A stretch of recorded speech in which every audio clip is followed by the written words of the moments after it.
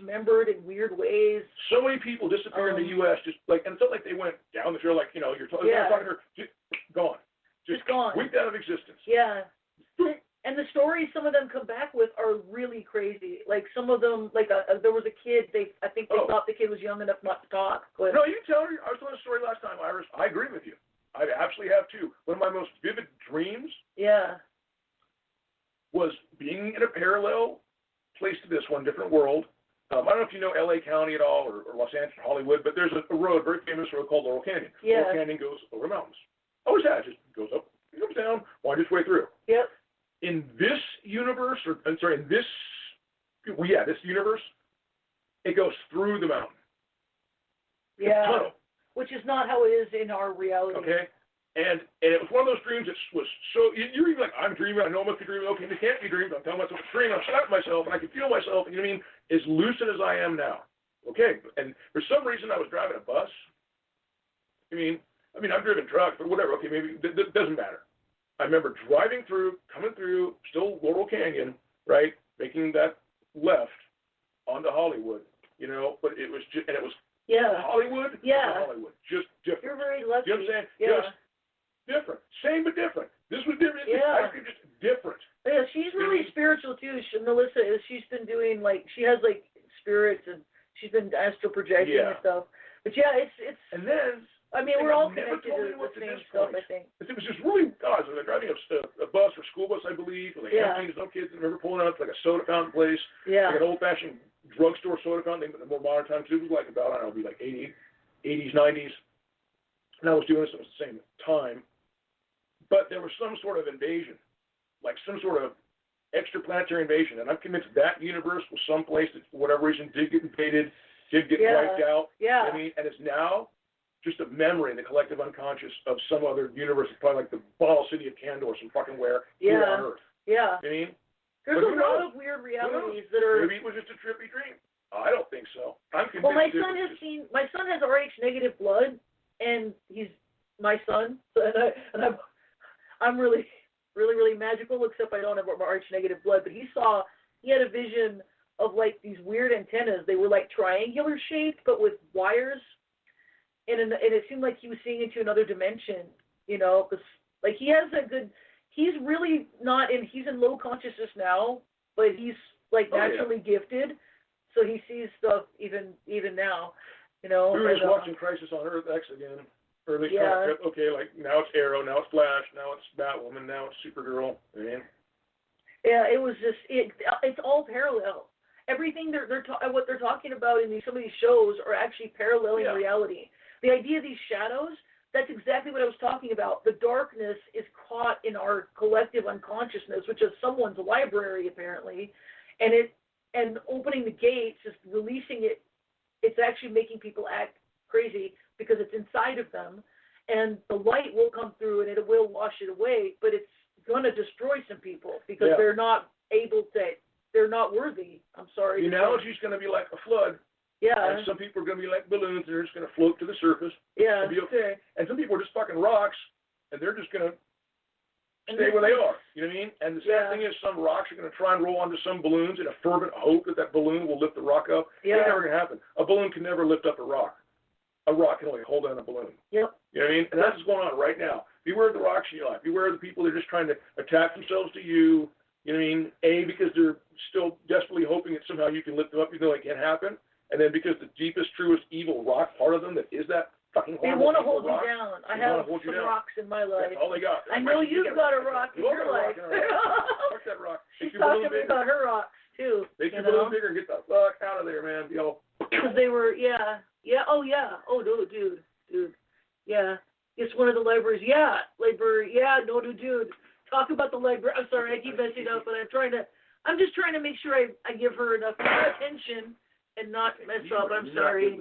I suck with this. I don't like this. Okay, I miss doing it the other way, but I prefer doing it on here. No, but listen, the library. Listen, one of the omens that I got, I get ridiculously vivid omens that are spelled out clearly for me. And like there's a librarian outside of our universe interacting with us, and we're kind of the same person on some level. But there's apparently a body free. We might get to wake up and say goodbye to all this crap. So that's good news, actually. But, like, we're probably the same. We're talking to the same person because we're two parts of the same multi-dimensional being. But, like, we might be talking to two different librarians. I don't know. Anyway, go ahead. Oh, no. Be tricky, baby. Oh, I thought you had something to say. No, but it's like, we haven't eaten lunch yet. Yeah, we haven't even eaten. There's actually a curfew here. We were going to go out and go shopping last night. Yeah. And then, like, 6 p.m. curfew. And we're like, oh, shit, well, 5:30. I guess we're just going to run around the corner and grab some shit at the dollar store. Yeah. And I thought, okay, well, tonight, at the show, it was, it's about 4. Like, well, okay, we got 2 hours, get some stuff together. And same thing, they're like, now it's a 5 p.m. curfew because shit's going crazy in my county. And we're like, oh, man. Yeah, we were going to go out right after the show. Go get groceries. So we just got back and started the show. I haven't really eaten anything yet. But, yeah, it's getting bad out here. At least in some parts of it. They torched a lot of Long Beach. They torched the Fairfax district, and that's unfortunate, because that's basically a very Jewish neighborhood. What the fuck does that have to do with fucking George Floyd's death? You know what I mean? But again, old hatreds, old tensions, old bullshit, old fucking unviable hatreds suddenly gain viability when all the bets are off. You know what I mean? When it's like, well, I can get away with it now, so screw it. You know what I'm saying? And I'm not worried. I know all those people that are out there cackling themselves, man, I'm so smart, I'm so fucking liquid ideas, I got away with it. No, you didn't, motherfucker. You're going to get just enough time to let you really believe you got away with it, to let you really think, oh, look at my sly ass. And then the hammer's going to come down, and karma's going to kick you right in your little fucking tank and be like, oh, yeah? You thought that shit was cute? You thought it was cool? Well, here's how it felt to those people, motherfucker. Now you get to know that. So, yeah. And really quick, I wanted to talk about Hong Kong. Because the thing is, Hong Kong is not going away. I just want to remind people, how people in Hong Kong are still fighting for their freedom, and they hold up American flags because they're thinking of how we used to fight for freedom. And now we're being inspired by their fight as they were inspired by our fights in the past. And it's like, it's time to take back this country, and I really hope that that's what we end up doing. That's basically, it seems like people are like, okay, where do we go from here? How do we move forward? Because we've got to go somewhere. We can't stay where we are anymore. You know what I mean?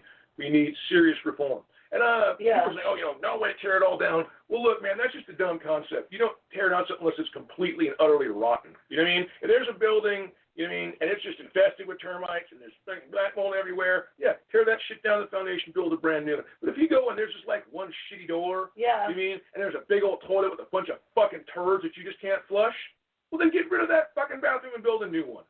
You know what I mean? And repair the rest of the Well, I mean, I think there's a lot wrong, but I will say.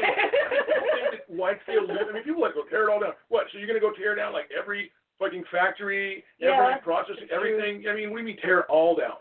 Well, I mean, here's what I think. I think to start with, and this was CJ's idea, police should have to live in the communities that they police.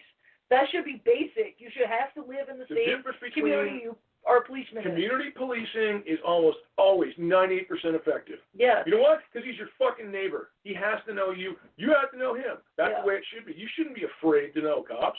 People in LA, for the most part, are terrified to know cops because most of them are kind of criminally. They're not actually criminals. They got a little shady shit going on. Everybody smokes weed, and when that was illegal, that was one reason alone. Everyone still kind of carries that shameful stoner mentality. They do. They still carry this. I'm doing something bad. I'm doing something illegal and bad. That, and once you feel that mentality, then you will naturally ally yourself with more like kind of a gangsterish criminal. It's like that out in LA. That's why LA's all gangster. Because of that alone. When I was a kid out here, people just had kind of a sense of rugged independence. You know what I mean? And didn't have an overall overweening fear of shit. They were just like, hey, I'm doing what I'm doing. You got a fucking problem, whatever. You know what I mean? Yeah. But then people started to actually feel this weird sense of inculcated shame. Well, because pot does make you really paranoid. And then it just kind of spread throughout various other means and wants and shit. And some of them are doing other stuff. Yeah, and of course, as people talk to cops less, and both citizens and cops kind of diametrically grew apart from each other and started living, this is my neighborhood, this is yours, this is where all cops live, this is where all criminals live. Yeah, you got groups on both factions that became more and more, reliant on each other for their own self-interest and less responsible to the people outside their circles. It's true. You know what I mean? Yeah, I think that has, by and large, especially in LAPD, totally weeded itself out, despite what other people think. You know what I mean? Most of them will not put up with that shit for New York second. Oh, did you wave at that guy? That's cool. How you doing? But it just See, this thing is hard to hold. It's just little squeezy things with the little legs. Yeah, they're not. On, we're not used to doing it vertical anymore, so. Yeah, thanks Instagram. Seriously, hey Instagram, I appreciate you. This is great, but this is a kind of like turn sideways century. You know what I mean? Like all the YouTube videos where you got to square it off are like just no, man. So please Instagram, learn how to invert that shit. Thank you. That would be really cool. That would be really cool. Anyway, so yeah, just try to be happy, be positive, be joyous. Just focus on keeping yourself the best you can be. Meditate every day. Do some yoga or qigong every day. Keep your own self as healthy and as good as you can. And if you feel led to protest as safely and really help bring this thing down. As like she said, pardon. Bring as much light into yourself as you possibly can. You have to have that light, that love inside of you. It doesn't matter. I saw somebody, there was a Seattle cop who maced a child, and although the parents are wrong for bringing children to protests, it is also wrong for him to mace. We are all responsible for children as a community, and there's no excuse, okay? And at the same time, I forgot what other part of Washington, there's another cop just taking a knee with a bunch of people and actually praying with them. Yeah, and there are good cops, too. Really good cops. Yeah, doing really good stuff. Just sitting down there. And imagine how it feels to be an African-American cop. Yeah. Or an Asian cop, or anyone Latino cop for that matter. You know what I mean? Or a mixed race thing, or even white guy. It doesn't really matter at this point. You know what I mean? It's horrible to look at that and associate that with your office or people who share an office, man. I'm just saying, I have nothing but contempt for dirty cops, and I never will, because I've known too many fine ones, and I know how easy it is for you to do what you do, how cynical and jaded you fucking are, and how insulated you feel. And you're not, man. You're not. Okay? Even if nothing else in this world gets you, fucking trust me when I say karma's got a serious bitch slap coming to you for everything you did to a helpless individual, regardless of what they did or didn't do. Yeah. You know what I mean? Yeah. Regardless of what they did or didn't do. You know what I mean? Because sometimes the justice system doesn't work. But as every good cop and every good fucking felon knows, shit comes around, man. It does. You know what I mean? People who do fucked up shit get fucked up shit eventually. Yep. It's fucking a circle. It is time itself. It's you punishing yourself. It's always you. People who are really evil think, I don't care about myself.